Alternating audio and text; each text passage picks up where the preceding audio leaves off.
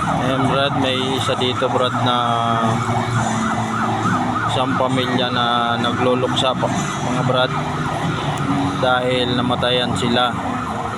Ngayon po ililibing nila ito dahil namatayan sila, kaso napakahirap po pala dito pag may libing, grabing traffic, hindi po sila makausad dahil dito po pala sa Manila pag may ililibing kailangan isarado ang isang ng kalsada, isang linya, hindi po makakadaan ng may patay at ini-escortan pa po ito ng dalawang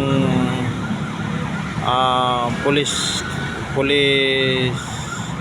patrol car dahil marami pong nakikisingit na na mga sasakyan, kaya kailangan po solid sila na magkakasama sa isang linya, walang hahalo. Yan pong mga may may mga lobong puti, yan po yung mga nakikipaglibing na mga kakilala, kapatid, magulang, kaibigan o mga gustong makiluksa. Ayan po, ang haba po nila kasi po yung kalsada hinarangan at hindi po pinapapasukan, kaya po pati kami na namamasada po dito sa barangay Barangay Mambog dito po sa Palengke. Hindi po kami makaalis dito sa aming terminal at hindi po kami makadaan gawa ng ito pong nililibing. Grabe po ang traffic. Ayan po guys, ito na po yung escort sa hulihan. Pinapalusot na po nila yung mga sasakyan para humiwalay sa kanila. At nagsasaralubong na po sila mga guys, nagkabol-bol na.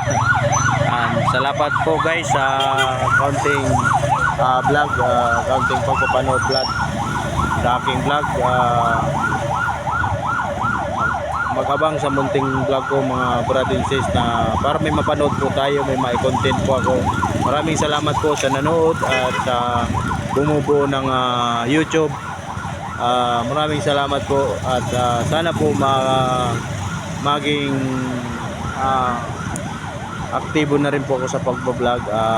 Sana po ay makapasok din po ako sa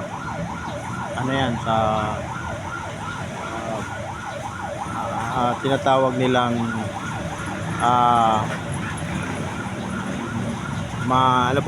sa matatawag nilang talagang maging professional vlogger na rin po ako, parang ganon. Maraming salamat po mga guys. Long live Alpaca Paro.